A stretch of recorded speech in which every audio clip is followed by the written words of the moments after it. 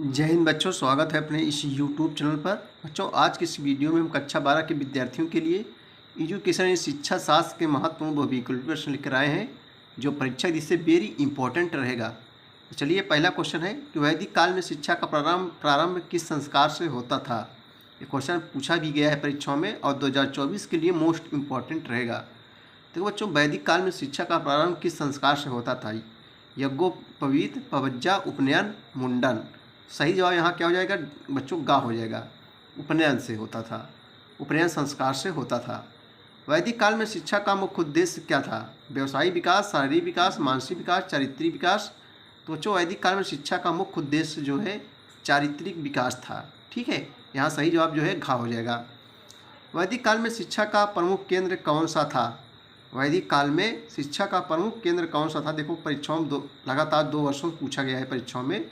तो बच्चों, वैदिक काल में शिक्षा का प्रमुख केंद्र कौन सा था? तक्षशिला था। ये भारत का सबसे प्राचीन विश्वविद्यालय है, तक्षशिला विश्वविद्यालय, जो बिहार में स्थित है। चाणक्य इसी में जो है शिक्षक था, राजनीति का। भारत में सर्वप्रथम विश्वविद्यालय कौन सा था? नालंदा, वल्लभी, विक्रमशिला, तक्षशिला। सही जवाब जो है हो जाएगा का हो जाएगा तक्षशिला विश्वविद्यालय। वैदिक काल में उपनयन संस्कार कब होता था? वैदिक काल में उपनयन संस्कार कब होता था? तो बच्चों, शिक्षा प्रारंभ के समय होता था। यहाँ सही जवाब का हो जाएगा। अगला क्वेश्चन है, वैदिक कालीन शिक्षा का मुख्य उद्देश्य क्या था? वैदिक कालीन शिक्षा का मुख्य उद्देश्य क्या था, आपको बताना है। वैदिक कालीन में शिक्षा का मुख्य उद्देश्य क्या था? तो आध्यात्मिक उन्नति। यहाँ सही जवाब बच्चों जो है गा हो जाएगा। वैदिक काल शिक्षा का मुख्य उद्देश्य आध्यात्मिक उन्नत था। भारत में प्राचीन काल में प्रचलित शिक्षा प्रणाली को कहा जाता है आध्यात्मिक शिक्षा, वैदिक शिक्षा, लौकिक शिक्षा, सैनिक शिक्षा। सही जवाब 7 का हो जाएगा आध्यात्मिक शिक्षा। शिक्षा के 3 ध्रुव में से कौन शामिल नहीं है? छात्र, अध्यापक, परीक्षा, पाठ्यक्रम। तो 8 नंबर का सही जवाब बच्चों क्या हो जाएगा? गा हो जाएगा। परीक्षा शामिल नहीं है। अध्यापक भी सम्मिलित है, छात्र भी, पाठ्यक्रम भी, लेकिन परीक्षा सम्मिलित नहीं किया गया है। ब्राह्मण का उपनयन संस्कार कितने वर्षों की आयु में होता था? 4 ऑप्शन आपके सामने दिया गया है, इसमें बच्चों बताना है कि ब्राह्मण का उपनयन संस्कार कितने वर्षों की आयु में होता था। तो 9 का सही जवाब क्या हो जाएगा? का हो जाएगा 8 वर्षों में। क्षत्रिय के लिए उपनयन की आयु कितने वर्ष निर्धारित की गई थी? क्षत्रियों के लिए उपनयन की आयु कितने वर्ष निर्धारित की गई थी? तो यहाँ 10 का सही जवाब क्या हो जाएगा? का हो जाएगा 11 वर्ष। सही जवाब बच्चों जो है का हो जाएगा। चलिए, अगला क्वेश्चन हम लोग देखेंगे। चलिए, क्वेश्चन नंबर हम लोग 11 देखें। वैश्य का उपनयन संस्कार कितने वर्ष की आयु में होता था? 16 वर्ष, 14 वर्ष, 12 वर्ष, 10 वर्ष। बच्चों, 11 का यहाँ सही जवाब हो जाएगा 12 वर्ष। वैश्य का उपनयन संस्कार कितने वर्ष की आयु में होता था? 12 वर्ष की आयु में। निम्न में से कौन गुरुकुल प्रथा की विशेषता थी? गुरु के यहाँ जाकर 25 वर्ष की आयु शिक्षा लेना, गुरु की सेवा तथा ब्रह्मचर्य का पालन करना, विद्या ग्रहण करने में कठोर अनुशासन का पालन करना पड़ता था, उपयुक्त सभी। तो बच्चों, यहाँ जो है उपयुक्त सभी हो जाएगा। ठीक है, ये चारों सही हो जाएगा। विद्या आरंभ संस्कार 5 वर्ष की आयु में होता था और साधारणतः सब जातियों के बालकों के लिए था। उक्त कथन इनमें से किसका है? तो उपयुक्त कथन बच्चों MS आलितकर का है। यहाँ सही जवाब जो है का हो जाएगा। चलिए दोस्तों, अगला क्वेश्चन हम देखेंगे। वैदिक कालीन शिक्षा के दोष हैं धार्मिक प्रधानता, दंभ और भेदभाव को बढ़ाना, मनुष्य को जो है परलोक दृष्टता बनाने पर जोर। उपयुक्त सभी हो जाएगा बच्चों। यहाँ सही जवाब जो है घा हो जाएगा। अगला क्वेश्चन है कि हम भारतवासियों को अपनी प्राचीन सभ्यता व संस्कृति को पहचानना चाहिए। ईश्वर करे भावी पीढ़ी उसकी जो है वास्तविक आत्मा को पहचाने और उसे अपनाने के लिए प्रयत्नशील रहे।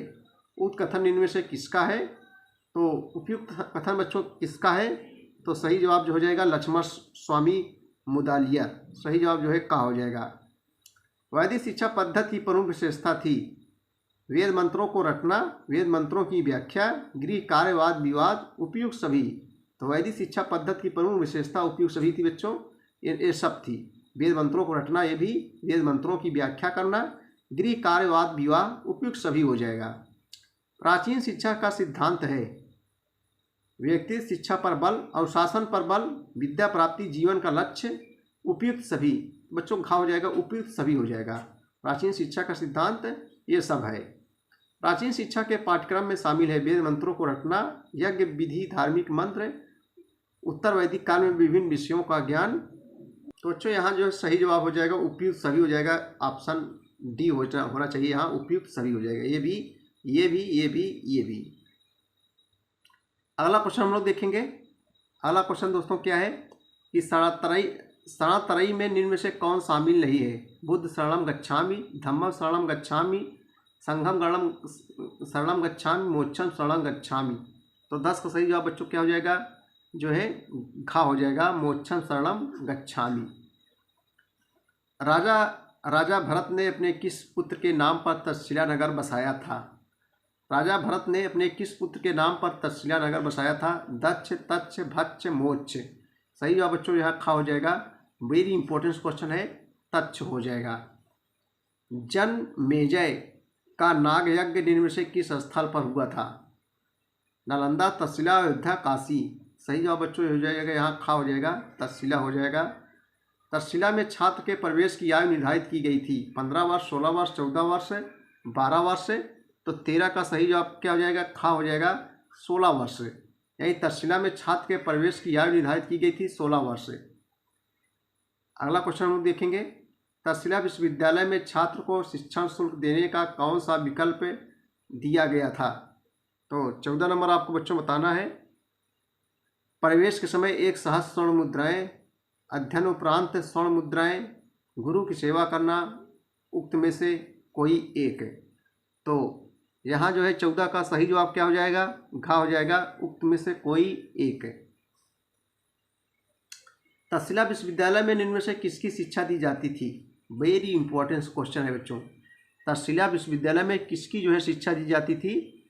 आयुर्वेद, ज्योतिष, वास्तुकला की, धनुर्विद्या, चित्रकला, सैनिक शिक्षा, तर्कशास्त्र, व्याकरण, कृषि, व्यापार, शल्य चिकित्सा, उपयुक्त सभी।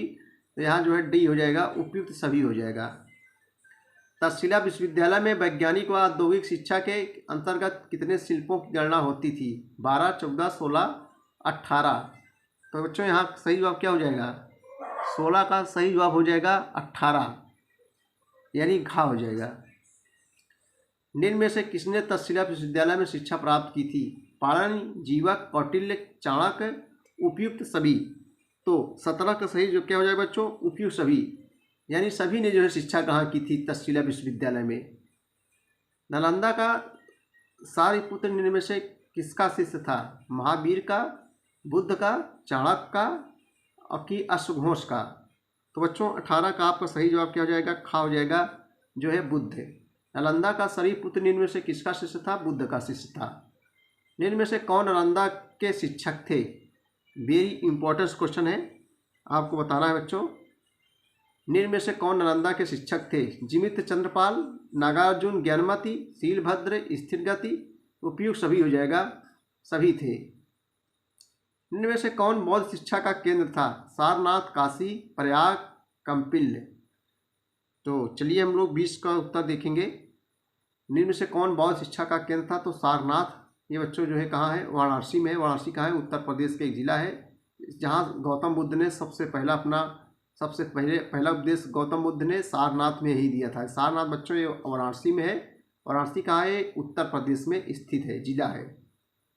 निम्न में से कौन बौद्ध धर्म की हीनयान शाखा का प्रमुख केंद्र था? काशी, बल्लभी, तक्षशिला, नालंदा। तो 21 का सही जवाब जो है खा हो जाएगा, जो है बल्लभी हो जाएगा। स्थिरमती और गुणमती किस विश्वविद्यालय के प्रमुख विद्वान थे?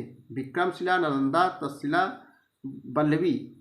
तो बच्चों 22 का सही जवाब क्या हो जाएगा, घा हो जाएगा, बल्लभी हो जाएगा।